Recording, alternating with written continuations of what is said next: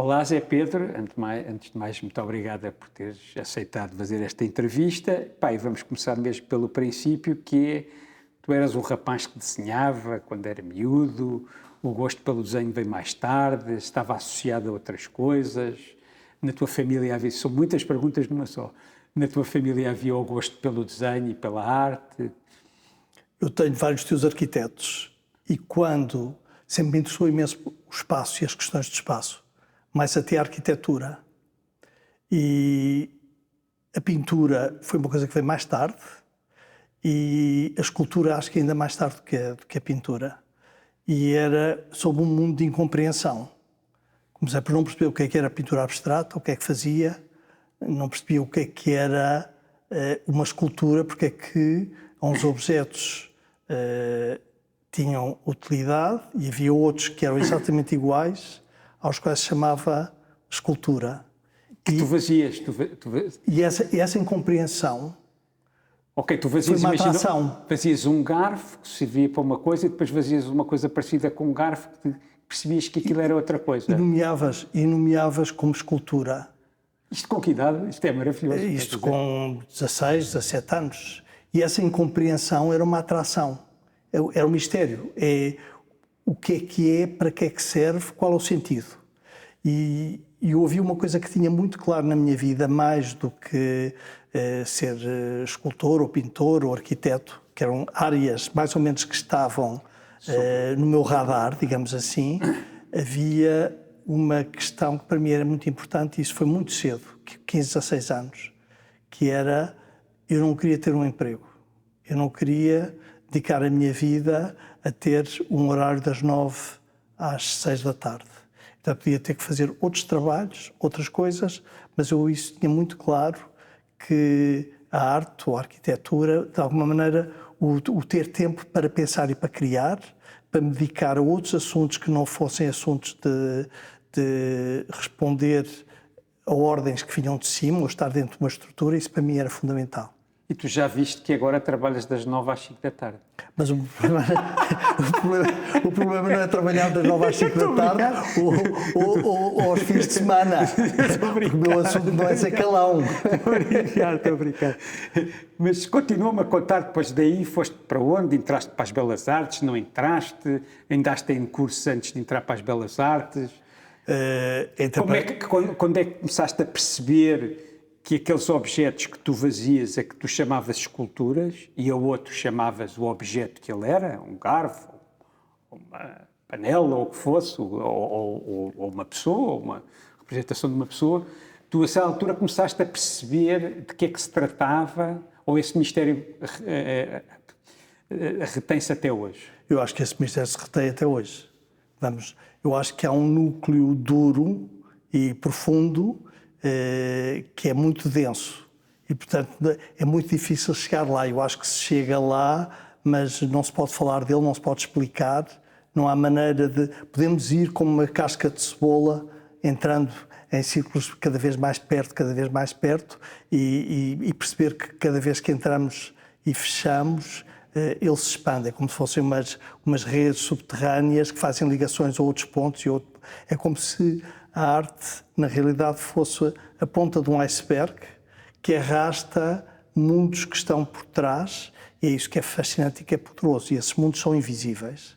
Portanto, a parte visível da obra de arte é sempre uma ínfima parte, e as pontes que faz para outras áreas são sempre maiores e estão escondidas, não se vê imediatamente. E daí ser muito importante também a percepção, nós estarmos abertos e disponíveis para olhar, para estar, para sentir, para perceber o que é e que é impossível fazer isso através de uma reprodução, por exemplo. Então, já que estás a falar nisso, na ponta do iceberg e em tudo o que está por trás, tu acreditas em alguma coisa que esteja por trás metafísico? Tu acreditas em qualquer coisa que esteja para além do que é palpável, do que é racional? Achas que a arte tem uma ligação a isso? Porque há vários artistas que têm, mesmo quando racionalmente não têm, depois têm uma ligação a isso. E eles próprios falam sobre isso. Se a tua é mais no âmbito só da realidade palpável ou não? Eu distingo aí duas questões. Uma delas são as minhas questões, a minha fé, a minha religião, o acreditar ou não acreditar. Isso é um assunto pessoal e isso não tem que ser trazido necessariamente para o meio da arte. Agora, para o meio da arte, vem o lado da transcendência e o lado do imaterial. Não é possível conceber arte sem esse lado imaterial. O que está numa música não é o que está na pauta. Na pauta está lá tudo, porém, ele tem que ser recriado cada vez que se toca. E, portanto, a força e o valor e a riqueza de uma pauta não está com certeza na tinta nem no papel em que está escrito. E, portanto, a arte remete sempre, aquele objeto a que nós chamamos obra de arte, remete sempre para outro mundo, e é esse mundo que é misterioso, é maravilhoso, é inexplicável. E tu acreditas que de alguma maneira é aí que está a explicação para esta estupidez de nós andamos aqui? Pois, eu não sei se é a explicação, eu não sei se alguém que queira uma explicação tem resposta. O que é extraordinário na obra de arte mas é que ela não é dá resposta, mas é através da arte tocares de alguma maneira esse sítio, não é? Não é teres uma resposta desse sítio, não é? Essa resposta não a tens com certeza. Claro. Não a tens com certeza. E nesse sentido, até, se há uma coisa que me interessa, são os místicos apofáticos. São aqueles que falam através do silêncio e aqueles que, através do vazio, são capazes de chegar a um sítio qualquer que não sabemos o que é, muito mais do que aqueles místicos visionários que veem coisas e figuras celestes ou outras que depois têm outra forma de representação. Mas esses místicos que estás a falar são aqueles que no limite tiram qualquer tipo de desejo, qualquer tipo de olhar egocêntrico, Não necessariamente. Como os místicos do deserto? Não necessariamente. Não tem nada a ver, não tem a ver com o ascetismo, não tem a ver com uma retirada. São aqueles que são capazes de ler através do silêncio. E isso eu acho que é fundamental num mundo que é habitado pelo ruído. E onde nós somos anestesiados e somos bombardeados e somos confundidos por muita informação que não tem a ver com o conhecimento. Antes, pelo contrário. Todo este ruído a que assistimos visa nós não entrarmos em contacto com as nossas próprias necessidades. E as nossas próprias necessidades podem ser as mais variadas. Não estou a falar só ascetismo, podem ser exatamente o contrário. E o teu trabalho é muito separar o trigo do joio? É muito...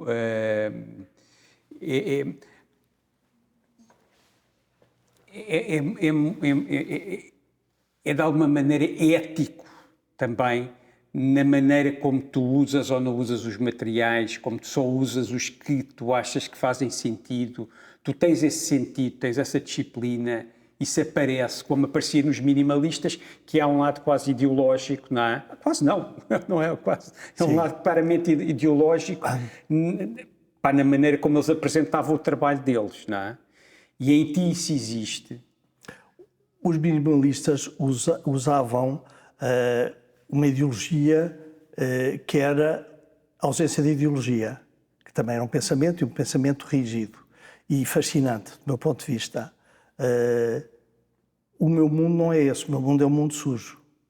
Portanto, a mim interessa-me o minimalismo, mas depois interessa-me fazer as coisas de uma forma barata, interessa-me neles o lado da economia, da representação de uma forma económica, mas eu gosto de fazer à mão, do defeito, do erro e da coisa híbrida, suja e que contamina. Não me interessa nada uma pureza, nem me interessa nada uma categoria que vá mais para o lado sublime, digamos assim. Mas o seres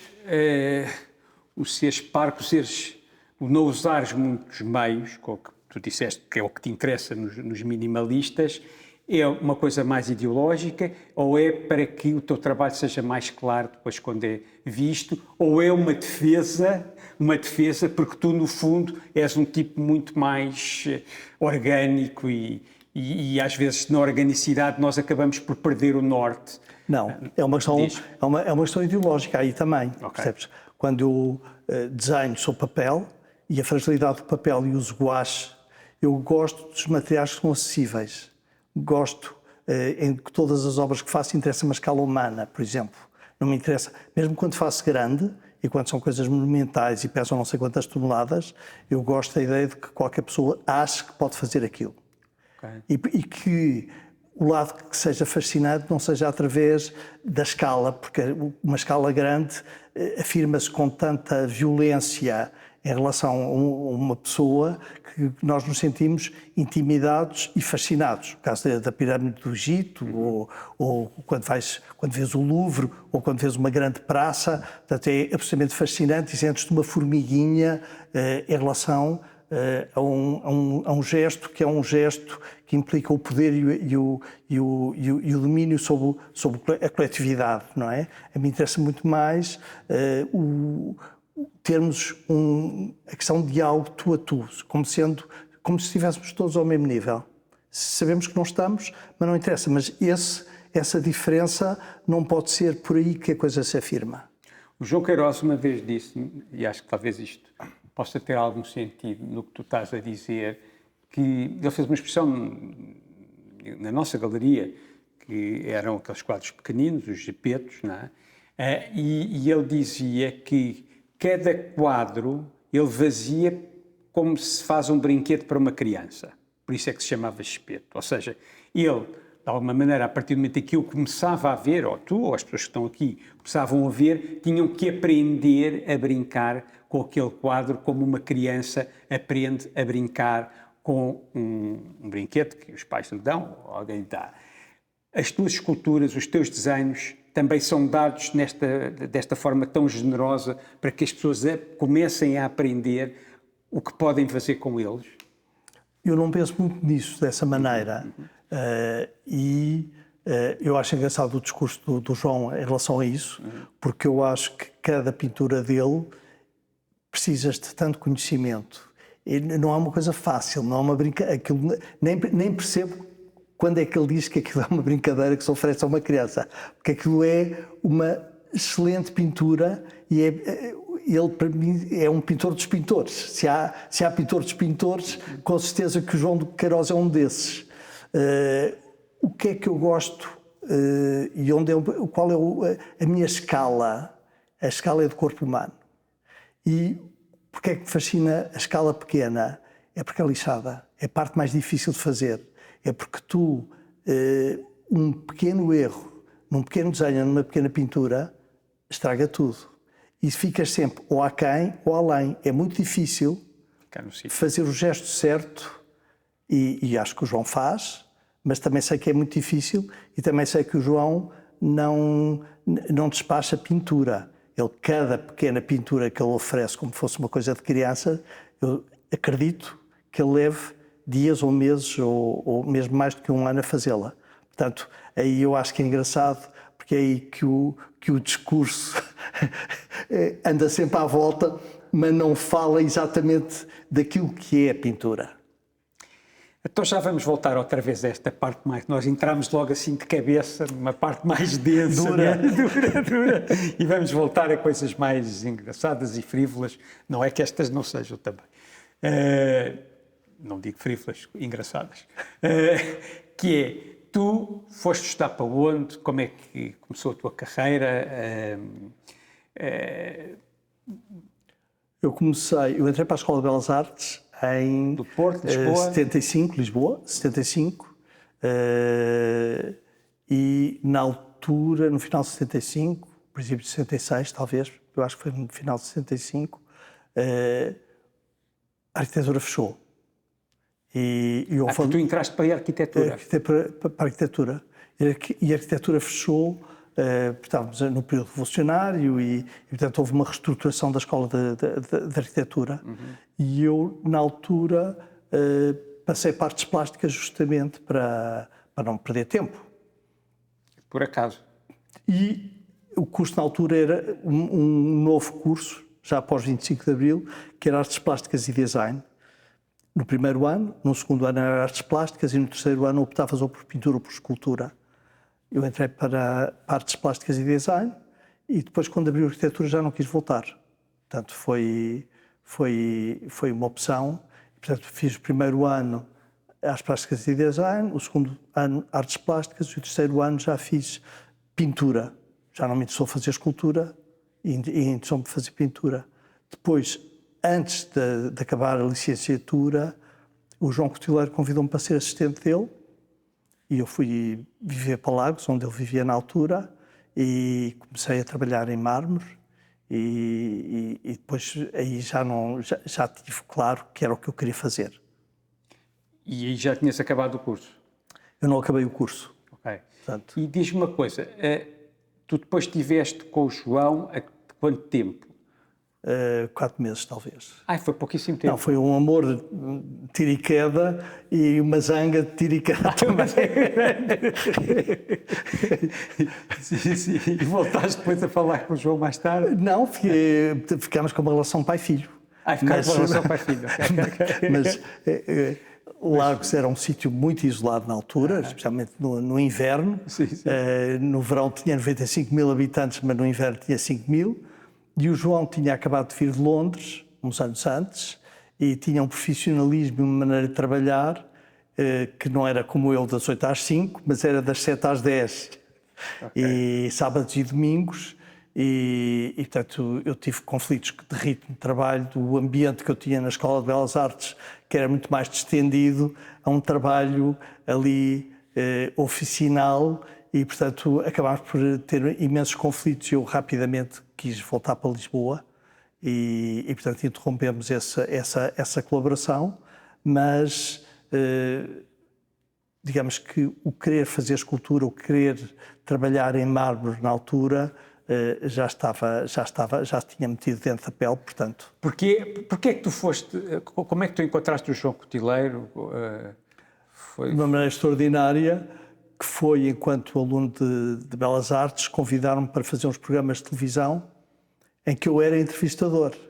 Estavas no meio da minha posicionamento, no meio da minha posição. E uma das pessoas que eu convidei foi o João.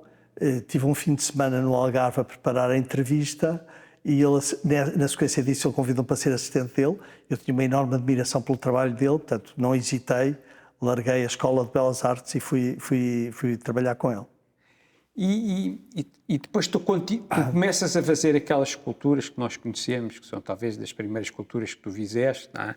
Em mármore, são em mármore, ainda lá embaixo, e depois quando voltaste para Lisboa continuaste a trabalhar em mármore? Sim, mas em Perpignan, em oficinas de mármore, que me cediam espaço, e o mármore eu não precisava de pagar, bastava ter as máquinas para modelar a pedra e portanto trabalhava aí diariamente como um operário, ao lado dos operários, e foram tempos felizes. E esse período durou quanto tempo? Começou, digamos que em 79 e durou 10 anos, até 88. Até 88. E é só nessa altura que tu começas a utilizar a madeira e o gesso? Não, mais tarde. É mais tarde ainda? É mais tarde, porque eu, entretanto, em 87, 88, com o António Campos Rosado, com o João Taborda e com a Cristina Ataíde, comprámos e com o apoio da Fundação Zooamericana, comprámos uma fábrica que estava a leilão e por um preço muito barato, tinha entrado em falência, e fizemos uma empresa que era a Made In, que nos permitia fazer escultura e, por outro lado, ser ateliê de vários escultores. Portanto, houve vários artistas que vieram trabalhar neste espaço, entre os quais o Rui Sanches tinha lá ateliê, o Júlio de Mar fez lá projetos, o Jorge Martins, o Anis Kapoor. Era o que eu ia dizer, é onde o Anis Kapoor também... O Anis Kapoor, o Matt Mullican, o Pistoleto, portanto, há vários artistas. Vocês convidavam-nos nessa altura, como é que funcionava? convidámos os americanos, convidámos através da Fundação Luso-Americana, eles vinham, passavam um tempo, faziam uma residência e deixavam depois uma obra para a Fundação, para a coleção da Fundação.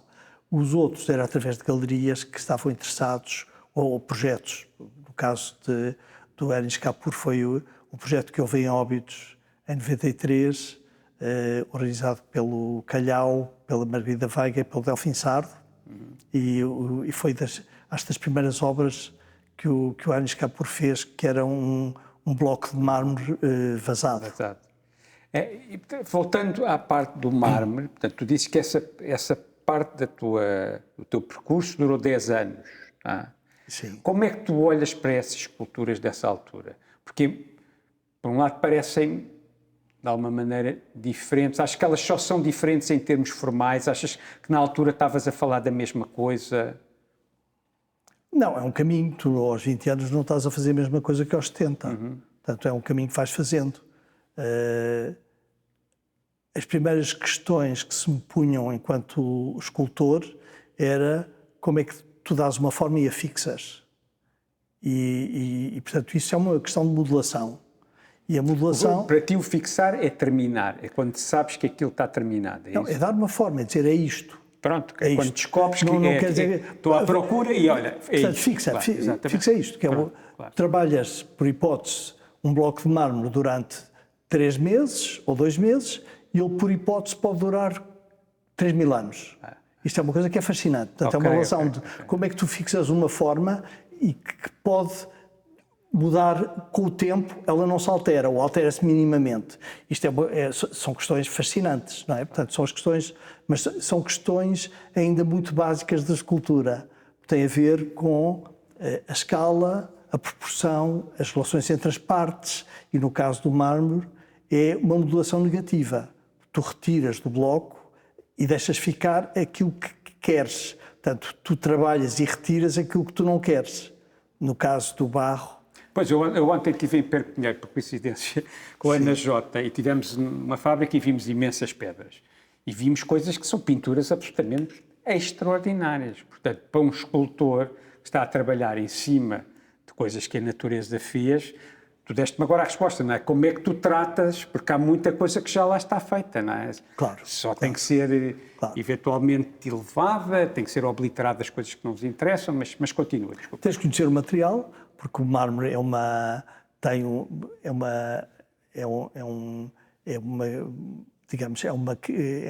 pedra magmática. Ela existem com cristais que foram formados durante, eventualmente, milhões de anos, o arrefecimento do magma até a cristalização, e tem as suas regras e tem a sua organização. Portanto, tu não interferes e fazes o que queres de qualquer maneira. Tens que saber ler a orientação. Por um lado, trabalhas para que o mármore ceda e, do outro lado, ele pura e simplesmente parte. Portanto, tu tens que saber essa leitura. Em relação a outras pedras que são metamórficas, que é o caso dos calcários, as regras são diferentes porque a formação é mais recente e é mais à superfície de terra, portanto é outro assunto. Em relação à madeira, outro assunto é porque a maneira como as árvores crescem, portanto implica, cada coisa tem a sua regra, mas estamos sempre a falar de coisas básicas de modelação. A partir de determinada altura, as questões do espaço expandem. E, portanto, já não interessa modelares um objeto, mas o que é que significa pô-lo no meio da sala ou encostá-lo a um canto, ou que relação de proporção é que ele tem com o espaço de exposição, etc. Portanto, passas aí, de alguma maneira, quase que a simplificar o tipo de modelação, porque é rápido. Pôr uma coisa no meio da sala ou encostá-la à parede ou subi-la ao teto é mais rápido, mas levanta outro tipo de questões, que é qual é o sentido, o que é que isso faz e como é que isso ativa e altera os espaços. É como é que o espaço não é só uma medida que pode ser fixa, mas é como é que podes encolher ou expandir o espaço. E isso é muito claro em relação às esculturas de interior e ainda mais claro é quando entras nas esculturas públicas, em que o grau de complexidade e a maneira como tens que olhar para o espaço e o sentido que faz pôr aquele objeto naquele sítio, portanto, é muito interessante. Isso é uma maneira de pensares o mundo e como é que o organizas. Fala-me de uma peça em concreto que tenha tido esse lado especial, ou seja, que era para um sítio, não é como um quadro que tu não sabes para que sala é que vai, porque sou eu que vendo e tu não controlas isso, mas tu fizeste centenas, naturalmente, de esculturas que foram site-específico, foram para aquele sítio ali, ou para aquele jardim ali, ou para em frente a um museu, ou para um sítio específico. Tu consegues mostrar o diálogo que tiveste com alguma dessas esculturas, o diálogo que tiveste com a maneira como a ias colocar, o diálogo com o espaço, entre a escultura e o espaço. No fundo é o Zé Pedro, a escultura e o espaço. E tu consegues-me dizer quais eram as perguntas que tu fazias a ti mesmo em relação ao que se estava a passar? Posso dar um exemplo, por exemplo, que é... eu tive uma encomenda em 2003, final de 2003, para um monumento ao 25 de Abril, na residência oficial do Primeiro-Ministro, para a celebração dos 30 anos da Revolução de Abril. Portanto, o único dado, a única questão que eu tinha era, por um lado, que fosse nos jardins do Palácio de São Bento, por outro lado, que estivesse terminada no dia 25 de Abril e pudesse ser inaugurada. E eu pensei... E era um sítio qualquer do Palácio de São Bento? Um sítio qualquer, podia escolher a entrada, ao pé da piscina, ao pé da piscina, podia ser ao pé do Caramachão, em qualquer sítio. E eu... A zona que me interessou era uma zona ao pé de um ficus, escondida, no meio do bosque, e achei que aí tinha que ser o sítio. E pensei, agora vamos às outras questões, que é, que forma é que tem uma revolução? O que é uma revolução? Uma revolução. E, portanto, uma revolução não tem forma. Uma revolução é uma energia, é um cometa que atravessa, que altera os pontos de vista, altera as relações, corresponde a uma alteração de relações de poder, e aquilo que era verdade num dia, no momento depois da Revolução, passou a ser mentira. Aqueles que estavam presos foram libertos e eram heróis, aqueles que eram heróis ou os senhores do poder foram para o exílio ou foram presos. Portanto, tudo o que era a verdade oficial desapareceu e esfumou-se, e, ao mesmo tempo, não é sustentável, porque nenhuma sociedade e nenhum coletivo aguenta viver permanentemente em revolução, ou quando aguenta já é outra coisa, que é, por exemplo, o caso do México, tens o Partido Revolucionário Institucional, portanto, que é uma coisa completamente contraditória e que não faz nenhum sentido. Então, para isso, escolhi uma forma que estava solta em relação à árvore, que andava à volta dela e que eram vários espelhos e vários planos de espelhos que não tinham grounding, ou seja, estava toda em desequilíbrio, e esses espelhos articulados refletiam-se uns aos outros e traziam as partes que estavam em cima para baixo, as partes que estavam à esquerda iam para a direita, e, portanto, houve aqui uma mudança de pontos de vista total. Para eu ter essa peça com 6 metros de altura, eu tive, e para ela ter grounding, e parecer que não tem, eu tive que ir buscar os pontos, a fixação a 25 metros de profundidade. Portanto, eu tive que construir uma estrutura para baixo que a 25 metros de profundidade aguentasse estes 6 metros e que elas estavam a que altura do chão? Os painéis eram de várias toneladas, todas desequilibradas. E ficou lá essa... Está lá desde essa altura. Pronto, ainda bem. Está lá. Fiquei preocupado. Eu nisso faço o desenho e depois tenho engenheiros de estruturas que me fazem os cálculos e que veem como é que aquilo pode funcionar. E por outro lado, quando tu olhas, ele continua a ter uma escala humana. Portanto, é uma peça mesmo que tem, com os 6 metros de altura. Com 6 metros de altura E até... Porquê que achas que tem? Isso já agora uma pergunta que é, porquê que achas Porque é leve, porque não tem um lado formal poderoso, não é uma coisa poderosa. Não é uma coisa que abafa. Não, e é uma coisa que está em movimento, é uma coisa que está em transição, é uma coisa que parece... Uma espécie de uma cortina. Sim. E acabou por funcionar muito bem ao pé destes ficus imenso, que tem 30 metros de altura, e portanto também o diminui. Isso também é interessante, porque para mim o 25 de Abril foi uma revolução e um momento extraordinário da minha vida, dos mais extraordinários da minha vida, Mas que nivelou. Mas tu pensas, por exemplo, em relação ao que pode ser a Revolução de Outubro, ou o que é a Revolução Francesa, como é que ela mexeu no mundo? A Revolução de Outubro, a comunista, estás a falar? A comunista, claro. E mexeu no mundo inteiro, não é? Como a Revolução Francesa, claro. Como a Revolução Francesa ainda mais, não é? Porque a Revolução Francesa... É a mãe de todas as revoluções. Exatamente. Sobretudo para o mundo ocidental. Curiosamente, é engraçado porque a China não passou por uma Revolução Cultural Francesa, não chegou lá, e nem isso, nem o Renascimento. Portanto, isso também é muito engraçado perceber que aquilo que nós achamos... Se calhar nem o iluminismo, mas se calhar nem o iluminismo. Aquilo que para nós é universal é um ponto de vista nosso, não é? Mas de qualquer maneira, quer dizer, só tu acabares com os súbditos e passares a ter cidadãos, a criação de cemitérios, em vez das pessoas estarem enterradas na igreja, a mudança foi de tal maneira forte e perdurou e foi muito poderosa, apesar de também ter sido um banho de sangue enorme, não é? Como tem as revoluções. Curiosamente, a nossa não teve isso. Já agora que estás a falar isto, como estás a perceber, as entrevistas vão sempre super orgânicas, não é nada uma coisa... Pá, eu ainda não olhei para o texto que tenho aqui. Já que estás a falar de política e de revoluções, tu sentes que o teu trabalho tem um caráter político? Todos têm, não é? Mas se tem, de que forma é que ele exerce sobre as pessoas? Como ela exerce sobre as pessoas eu não sei, nem pretendo, nem tenho pretensões. Nem tenho pretensões. Não tenho pretensões. Aquilo que como eu sempre trabalhei, foi com uma escala que fosse uma escala próxima, que fosse com materiais baratos, acessíveis, e muitas vezes cash and carry, ou bocados de mármore que são desperdícios de pedreiras. Como aquelas estruturas Andy que tu andavas a fazer quando eu te conheci, não é? Claro.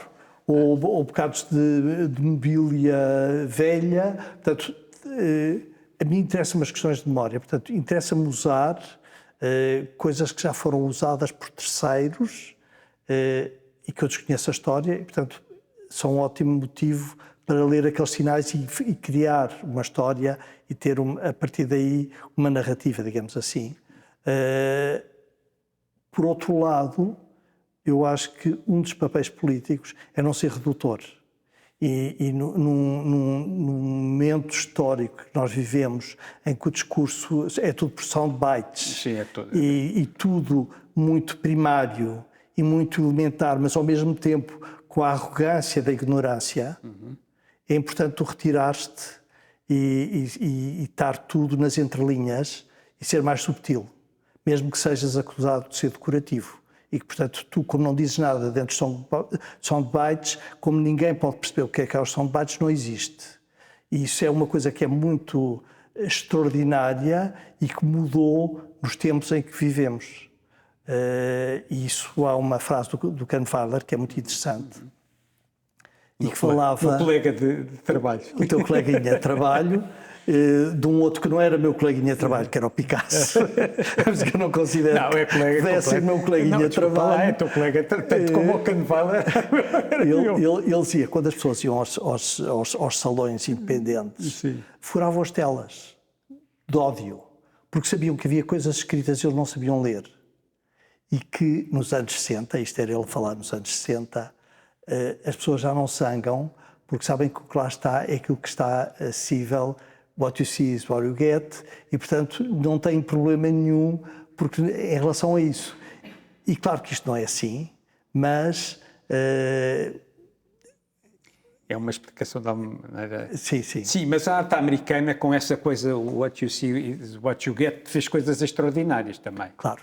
E até porque isto não era eles, verdade. eles foram muito inteligentes a Até fazer por- isso, porque isto não era verdade, claro. Até porque isto não era verdade. Claro, claro, Até- claro, claro. E curiosamente, disseram em primeira mão um curador brasileiro que é o Paul Herkenhoff, que lhe tinha dito um dos artistas minimalistas que o Merleau-Ponty não estava traduzido no final dos anos 50 para o Mel Bochner. Tinha dito a ele que o Merleau-Ponty não estava traduzido para inglês. E que, portanto, é engraçado que, portanto, depois do Merleau-Ponty estar, de alguma maneira veio o pós-minimalismo, veio o Robert Smith, a Eva Hesse, etc, etc, percebes? Portanto, Vamos, porque eu começo as entrevistas sempre a achar que não vou ter perguntas suficientes para fazer 1 hora de entrevista e já estamos aí 45 minutos e pá, eu ainda tenho imensa coisa para falar, mas vamos tentar perceber como é que tu passas dessa parte do mármore e começas a integrar, ou se aquilo há um corte mesmo, se há como é que começam a aparecer os elementos de madeira, os bancos, as coisas que tu apanhas em qualquer lado, calculo eu, e depois o gesso. É a partir mais ou menos de 88, 1988 que isso se passa. O que é que acontece nessa altura para que haja uma mudança? digamos que eu da parte da modelação, que era feita diretamente em blocos de mármore, eu começo a fazer a modelação por justaposição e sobreposição de blocos de mármore e por pôr coisas no chão e fazer relações entre partes. E há uma altura em que... Relações entre partes. Sim, Okay. sim. Como na pintura se fazia nos anos 80 também, como o David Salvo fazia, a lógica era mais ou menos a mesma. Só que para tu poderes depois montar, precisas ter um esquema de montagem. E o mármore é pesado, os blocos de mármore são pesados, os cadernos, às vezes com peças que chegavam a ter 700 elementos diferentes e que tinham que ser numerados e postos numa ordem em que a ordem não podia ser alterada. Portanto, isso, cada vez que transportavas, cada vez que montavas, era um inferno. E, curiosamente, nessa altura, o meu trabalho teve uma enorme aceitação e havia uma enorme aceitação que havia, enfim, havia um consenso sobre essa aceitação. Ainda nessa parte em que trabalhavas em mármore? Sim. E, imediatamente, isso criou uma ruptura, criou um cansaço. E passei a fazer peças... Já achar que estavas a fazer uma fórmula e que tinhas que romper com aquilo. Aquilo esgotou. E eu passava mais tempo a montar e a desmontar e noutras questões do que... Claro, a pessoa, arranja-me lá mais uma peça, o galerista a chatear, a dizer, já vendi tudo, faz lá mais 10 iguais. E é demorado, todo o processo é demorado e tu deixas de ter energia para isso. E passei a fazer pecinhas em bronze, que eram modeladas em barro, peças pequenas.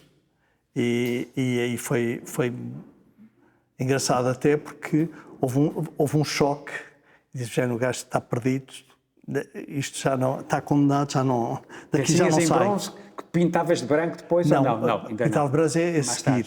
Mais tarde, Portanto, portanto, a partir daí foi muito engraçado, porque aqui foi um momento em que, de alguma maneira, que tinha, como tu dizes, uma fila quase de pessoas a quererem obras, de repente, houve muita clientela que se foi embora.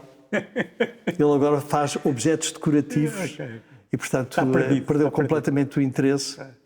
A seguir, eu acho que aqueles objetos em bronze ou em ferro fundidos têm ainda um ar muito solene, que era o que eu gostava no mármore, era que não tivesse um ar solene. E tem a carga da história, da fundição, do bronze.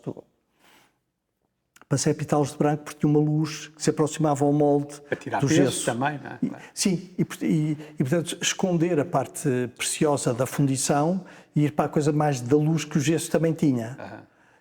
E uma vez que estava a fazer bronze pintados em branco, por não fazer diretamente em gesso e deixar e ser o gesso a ser apresentado.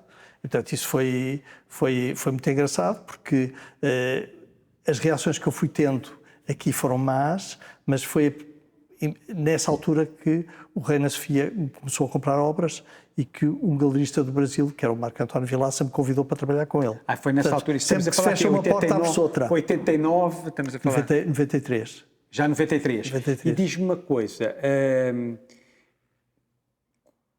o desenho, como é que era a tua relação no desenho no período do mármore e nesta altura depois estamos a falar? O desenho existia Só como quando eu estudei pintura. Como estudo. Depois, quando eu E comecei a a trabalhar... pintura desapareceu completamente? Completamente. Okay. Quando passei a trabalhar com o cotileiro, passei a desenhar diretamente nos blocos de mármore. Ok. Queria. E só voltei ao desenho quando um editor de Barcelona, o Tristan Barberá, me convida para fazer gravura. E é nessa altura, isso é 89, 90, quando eu começo a fazer gravuras, ao pé de Barcelona, em Figueiras. Sim. É nessa altura que eu volto a desenhar. Vais com a Jota, essa altura? É uma altura em que a Jota vem. Vamos os dois de carro. Vai. São aquelas camas da Jota, são dessa altura? Sim. E aí é engraçado, ou seja, tu entras no desenho pela gravura e não o contrário. Isso. Retomo o desenho pela gravura. Madeira, como é que começa, depois dessa altura, começam a aparecer elementos que não são construídos, são buscados, são apanhados. Quando eu começo já a fazer as peças diretamente em gesso, começo já a misturá-las com elementos de mobiliário, porque me interessa, porque os elementos de mobiliário têm um lado antropomórfico, têm uma narrativa e contam uma história, que depois são... quando perdem a função, passam a ser mais livres, porque passam a poder contar histórias.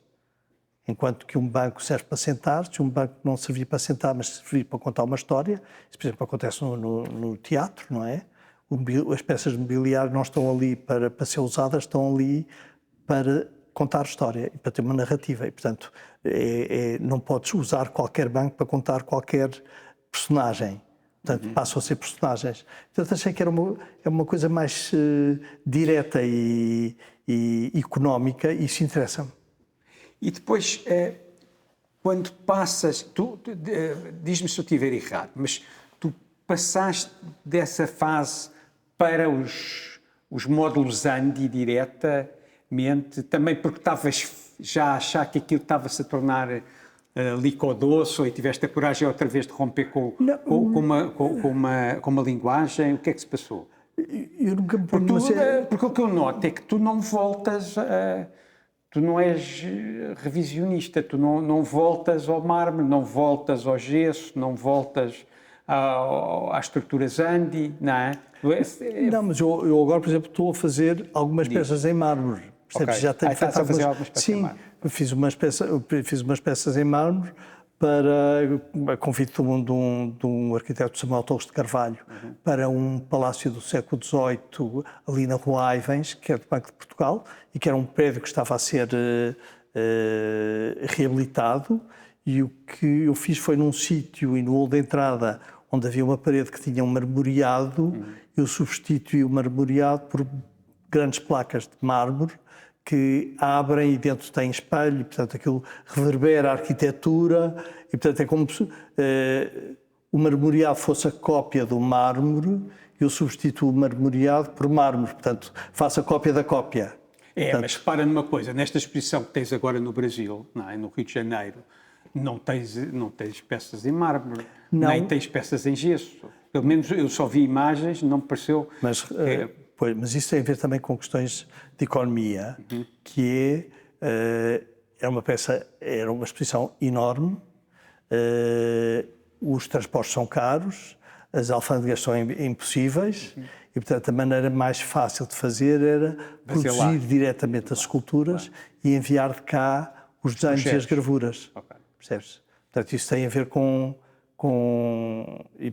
e era também uma ocupação, é um grande espaço, e, portanto, eu precisava fazer peças de grandes dimensões, portanto, produzi lá tudo. Isso. Então vamos voltar àquilo que eu estava a falar, depois eu acabei, naturalmente fui eu que desviei a conversa para outro sítio, que era como é que tu acabas por sair desta parte em que estás a usar, que fazes esculturas de madeira e que fazes esculturas com gesso. E depois aparecem, não sei se aparecem logo as estruturas Andi a seguir, com os copos e... Não, aparecem primeiro as estruturas Andi misturadas em elementos de mobiliário. Pronto. Que de resto, Serralves, por exemplo, tem uma peça dessas. E eu não há assim um corte, quer dizer, realmente em relação ao mármore para o barro e o bronze, há um corte porque foi uma crise dura e difícil, também na minha vida pessoal, e portanto isso mudou muita coisa e foram momentos muito duros em que eu chegava a fazer três esculturas num ano. E eram pecinhas pequenas, percebes? Portanto, isso, aí eu fiz o que tinha a fazer. Não há uma questão de coragem, é uma questão de fazer o que tens a fazer. Era o que tinha que ser. E não vendia, não tinha dinheiro para pagar rendas, não tinha, não sei o que, tinha dívidas e havia sempre alguém, o João Cotileiro funcionou com o meu banco.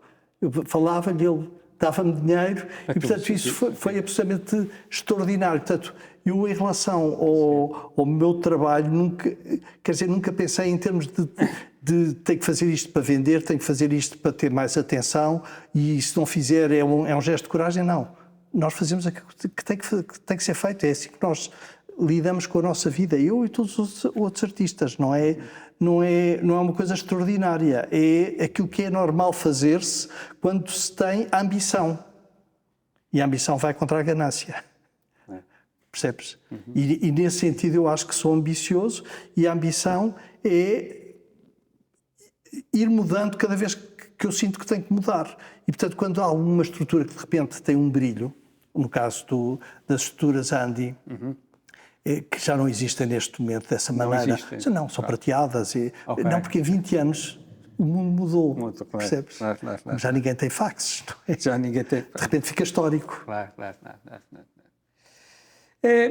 Vamos falar um bocadinho, então, tentar perceber como é que o desenho, depois, portanto, no fundo, tu tens aqui 3 grandes partes formais no teu trabalho. Se calhar tens mais, mas a escultura, gravura e desenho.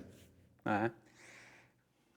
O que é que cada um te traz? Como é que elas, no presente, ou ao longo do teu percurso, o que é que cada uma te traz?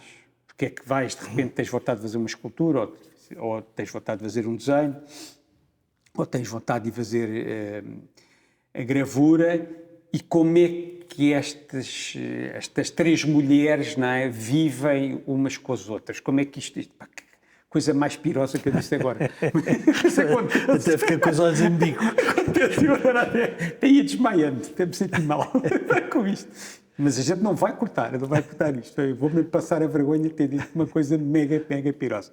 Mas como é que estas 3 áreas formais do teu trabalho convivem umas com as outras e porque é que tu as procuras? Se umas te dão mais liberdade, se outras te dão mais desafio intelectual, como é que funciona? Eu acho que há uma atração pelo desconhecido e pelo que eu não compreendo, pelo incompreensível. E em relação à gravura, a gravura é dos materiais mais difíceis, é das técnicas mais difíceis de trabalhar. Porque é pouco controlável, não é? É, porque tu nunca sabes o que é que lá está. E precisas sempre de fazer uma estampa para... Mas é desbloqueador. É porque nós estamos muito condicionados de faz e vês logo e corriges e mais, reprimes. Vês, achas não está bem e reprimes, não é? Portanto, em relação à gravura é uma enorme ajuda, é um enorme desbloqueador, até porque também é um trabalho que é feito em coletivo, não é feito só por mim, portanto eu preciso de ajuda de técnicos para fazer, e portanto é uma âncora, verdadeiramente. No desenho é como é que o mesmo gesto pode ser repetido e vamos fazendo coisas novas. Isso tem a coisa sempre a frustração e como é que tu ultrapassas a frustração e como é que tu consegues equacionar coisas diferentes com pequenas mudanças e pequenos gestos. E ainda há bocado estive a mostrar uma série de desenhos que eu acho que tu reconheces como sendo completamente diferentes, sendo que a estrutura... Portanto, interessa muito uma coisa que é a relação entre uma estrutura, que é o esqueleto, e como é que ele se pode disfarçar e fazer-se passar por outra coisa completamente diferente, mas o olho que não vê, mas que sente, percebe essa estrutura e está lá. E isso é uma coisa que a mim me interessa muito, é um trabalho que é difícil, para mim é difícil. Em relação à escultura, passa-se exatamente a mesma coisa. Uma vez que as formas estão esgotadas, já toda a gente fez todas as formas possíveis, como é que tu te podes, com pequenas combinações, ainda te surpreender? Basicamente é isso. E não é um trabalho que é fácil, é um trabalho duro de fazer, para mim, e que me atrai muito ao mesmo tempo. É como estar à frente do muro, saber que do outro lado há qualquer coisa, que quer chegar lá e não sais de frente do muro até aquilo avançar ou desemperrar, digamos assim. E tu continuas todos os dias a acordar com vontade, mas às vezes com grande frustração, com grande dificuldade. Eu nisso, há uns dias tenho vontade, outros dias que não tenho vontade, mas forço-me. Nesse sentido, não é... Foi sempre assim? Quando não tinhas 30 anos era diferente, era muito assim. diferente. Não é? Tu tornaste um tipo muito mais austero na maneira como encaravas o trabalho e os horários, essas coisas. E achas que isso depois teve uma influência no teu trabalho? Com certeza. Quer dizer, eu, quando tinha 27, 28 anos, podia sair 4 vezes por semana e deitar-me às 5 da manhã e ir dormir depois de ter tomado um pequeno almoço. A partir de determinada altura já não faz isso, não é? Há uma altura em que, quando és novo, consegues ter 50 assuntos que te interessam e que te apaixonam em simultâneo, misturá-los e saltar de um para o outro e de cada vez ser o teu interesse absoluto, e depois, a pouco e pouco, as coisas vão afunilando e tu precisas de ficar mais nos sítios que são aqueles que tu achas que são da tua pertença. Como é que achas que isso condicionou o teu trabalho? Agora, olhando para o teu trabalho, como é que achas que isso teve influência no teu trabalho? O ser... Eu acho que me permitiu ir mais longe. Percebes? Porque ter menos campos em que te mexes e transitar de uns para os outros, no fundo, a escultura, o desenho e a gravura são complementares, percebes? Um não é ilustrador, não ilustra o outro, mas o que está num falta no outro e é um mundo, não é? E vai daí para a música, e vai daí para a poesia, mas estas âncoras, digamos, que acabam por permitem-te ir mais longe, é só isso. Porque não tens uma energia que dê para tudo. Outra coisa, ontem a Ana estava-me a dizer que está sempre a olhar para tudo, não é? Sim. E no fundo está sempre a tentar ir buscar coisas, não é? Eu queria perceber como é que tu funcionas em termos do teu trabalho. Se tu também estás sempre a olhar para a porta do elevador, para uma fotografia que vês, para uma senhora que passou, para mim agora, para um iPad, para a televisão, para o cinema, e se isso depois tem uma tradução, e se olhas, como é que isso depois se reflete no teu trabalho? Calculo que não seja de uma forma direta, como a Ana, que apropria mesmo, mas já foi. Os bancos que ias buscar à realidade era direto, não é? Sim. Mas se tu continuas a olhar para a realidade, ou se estás mais só a olhar para o teu trabalho e do teu trabalho é que depois aparece o trabalho? Não, eu não sou nem como a Jota, nem sou fechado. A Jota realmente tem uma coisa de antenas, de... Muito oportunista, no bom sentido, não é? De estar e de reparar em... Eu acho que eu estou mais centrado no meu trabalho, mas só centrado no meu trabalho eu acho que seria completamente estéril. Agora, onde eu tropeço são em coisas que me ajudam ao meu trabalho. E são em autores que escrevem sobre arquitetura, são em autores que escrevem sobre poesias, que são poetas, que são teóricos, outra vez são teólogos, outra vez são sociólogos, e isso alimenta-me, não é? Portanto, mas agora... é mais o espírito do que a imagem. Portanto, tu não andas a olhar para a realidade. É mais através, é uma coisa mais intelectual. Eu acho que olho para a realidade, mas depois tenho que reconhecer que sou muito distraído. percebes? E que acabo por ter só uns ímãs que me conduzem, percebes? Portanto, eu não me disperso muito e tenho um dia-a-dia muito chato, percebes? Muito de rituais e de fazer, e não tenho uma necessidade de variar, percebes? Mas tu viajas? Está bem, viajo, mas viajo porque são viagens de trabalho, portanto também são dirigidas. Não, também contaste que no ano passado, pelo menos foste para O Uzbequistão, para o sim. Uzbequistão e que andavas Sim. fascinado com as cores e com aquilo tudo. Mas antes disso tinha saído 10 anos antes para ir para a Turquia, para não fazer nada. Aquela ideia de ir de férias e não fazer nada, o resto viajo por trabalho. Vou a Madrid, ou vou a Paris, ou vou ao Brasil, vou não sei o quê, por questões de trabalho. Mas vou tropeçando em autores que me fazem descobrir outros mundos, e isso é importante. E já agora que estás a falar em autores, fala-me como foi no princípio e como é agora o teu olhar sobre os teus pares. Se há coisas que te interessam imenso, se hoje em dia não te interessa nada, mas na altura interessava, como é que é a tua relação em relação ao trabalho dos outros artistas plásticos? Agora não é cinema, não é literatura, não é nada. Sim, eu acho que quando era mais, que há 40 anos, eu tive uma necessidade de ver tudo o que estava a ser feito e de absorver tudo e de aprender com todos. A pouco e pouco vais afinando o critério, percebes? Também descobres o teu caminho, não é? Mas há artistas que continuam a comover-me. E artistas que eu gostava deles há 50 anos, e cada vez que vejo uma exposição fico comovido, percebes? E um deles é, por exemplo, o Jorge Mulder, que eu adorava no final dos anos 70, quando ele estava na Módulo, e foi muito impressionante. E a última exposição que fui dele em Coimbra foi maravilhosa. Não sei se vi alguma... Antes foi mostrada na nossa galeria. Mas eram outros grandes trabalhos. planos. Não, eram os mesmos. Eram os grandes Não era. planos. Na tua galeria, os mãos... Não, é que ele já fez 2 exposições na galeria. Esqueci. Os grandes planos. Foi planos. a primeira exposição que ele fez quando voltou agora à galeria.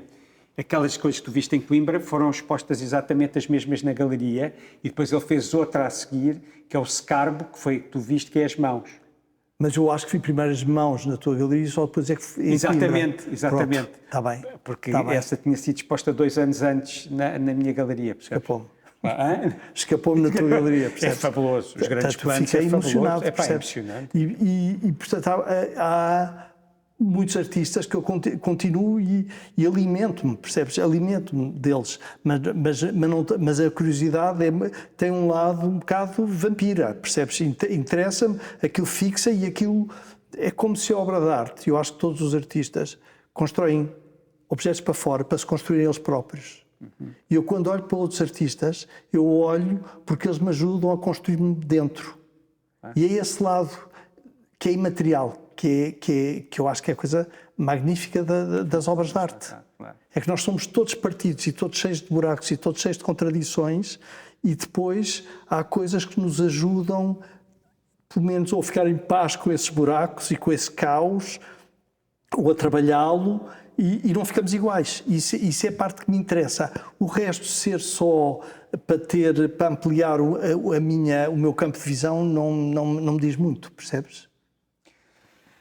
Outro dia estávamos a falar, e tu estavas a falar do sistema da arte contemporânea, e no fundo estavas a dizer que achas, se eu estiver errado, corrige-me, que se degradou. Ou seja, desde que tu eras novo, há 40 anos, até agora, que hoje em dia olhas para o sistema como uma coisa muito pouco interessante e mesmo, se calhar, perniciosa, ou seja, negativa sobre os artistas. Explica-me o que é que tu sentes em relação a isso e como é que tu vês... Eu acho que 2 coisas. Uma delas é o meu ponto de vista, é o meu ponto de vista. Portanto, ele não é universal, é só o meu ponto de vista. E quando eu comecei a expor, ou mesmo na Escola de Belas Artes, a seguir ao 25 de Abril, era um momento de liberdade imensa. Era um momento a seguir ao Maio de 68, a arte conceptual, a land art, que vem todos os anos 60, portanto era um momento do pós-guerra ainda, e que a Europa com imensa violência, tinha-se a ETA, as Brigadas Vermelhas, os Baader-Meinhof, portanto, havia uma violência imensa e havia uma sociedade que ao mesmo tempo sonhava, em sonho. E este sonho é absolutamente extraordinário. Assistimos depois a Comunidade Económica Europeia, a Europa rica, rica, rica e cada vez mais rica, e de repente aparece o medo. Fechar fronteiras, o horror aos migrantes, e o próprio sistema de arte passou a ser um sistema muito mais controlado. O Vicente Odoli, por exemplo, veio para Serralves, fez uma programação extraordinária em Serralves que lhe permitiu ir para a Tate Modern, e hoje em dia a Tate Modern está dependente de quem paga e que quer blockbusters que lhe dê retorno. E, portanto, havia uma série de exposições que ele fez na altura que hoje em dia sim é impossível fazê-las. E, portanto, também em relação às galerias e às feiras de arte, as feiras de arte, a proliferação de feiras de arte, digamos que nos anos 80 as pessoas ainda iam aos ateliês, ainda iam às galerias, de repente só passaram a ir a feiras, a ver as obras todas de arte em feiras. Não é possível ter aquela reflexão que eu estava a falar no meio de uma feira de arte. Portanto, ser uma mercadoria, só se fala de dinheiro, que se os artistas deixou de ser obra para passarem a ter carreira. Portanto, esta substituição é de uma violência. Diz lá isso outra vez? Deixaram de ter obra, de ser valorizada a obra para valorizar a carreira. É super fixe, E acho que foi no Arts Newspaper que eu li que os artistas eram 20% das pessoas mais importantes no mundo da arte. Isto há 40 anos não era assim. A razão não é os artistas pessoalmente, era a arte, era o assunto primeiro. E, portanto, as curadorias não eram para ilustrar as obras de arte, as curadorias estavam ao serviço da arte. Portanto, isso mudou. E agora a arte muitas vezes está ao serviço da... Claro, está ao serviço de quem assina, é o curador, e os artistas são os ilustradores. Isso mudou, realmente. E vai mudar outra vez, porque isto não fica sempre da mesma maneira, mas é um momento mais duro. Vamos acabar agora em bem. Eu quis meter esta pergunta agora porque era um bocadinho mais pesada e mais negativa. O que é que tu ainda queres fazer? Até porque, ao contrário do que as pessoas dizem... Pai, não estou a dizer que tu estás no fim da vida de maneira nenhuma, mas estás nos últimos 40 ou 50 anos da tua vida. Ou talvez 10 ou 15. Talvez mais, eu acho que mais.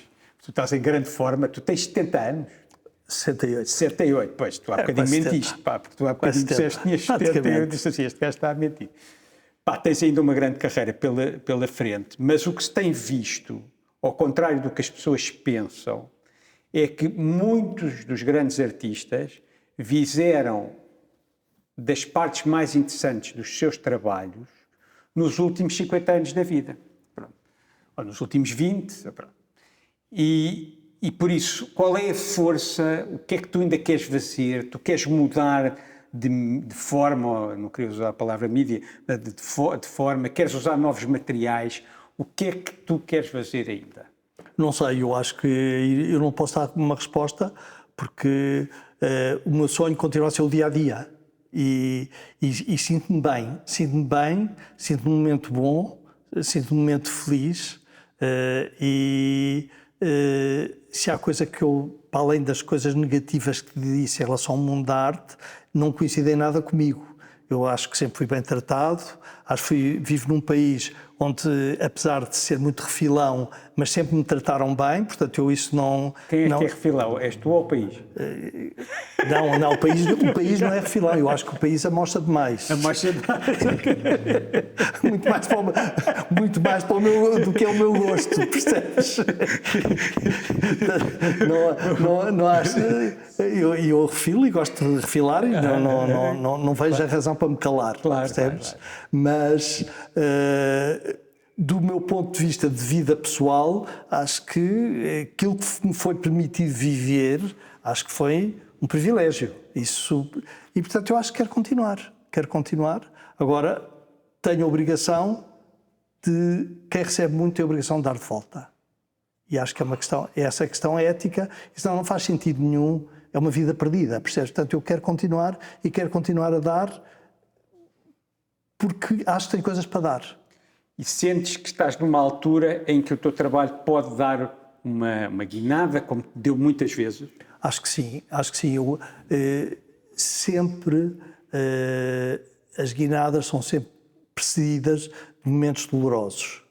Portanto, eu ainda continuo a ter momentos dolorosos e a não os escamotear, nem os varrer para debaixo do tapete e usá-los a meu favor. Portanto, isso acho que é um bom... Já usei este método várias vezes ao longo da minha vida, em que de repente há dias em que acordas e pensas que acabou e que não tem mais futuro e que agora é só uma repetição chata do que fizeste antes, e depois vês que não. Quer dizer, ao virar da esquina já tens um novo sonho que aparece. Então vamos continuar à espera de todos os sonhos e acabamos agora aqui a entrevista. Foi maravilhosa, foi mais ou menos 1 hora e tal. Fiquei muito contente. Eu, por mim, não corto absolutamente nada na entrevista. Pareceu-me tudo perfeito. E mais uma vez, obrigado. Obrigado, e Miguel, devemos também. fazer outra daqui a algum tempo. Tá, ótimo. Obrigado.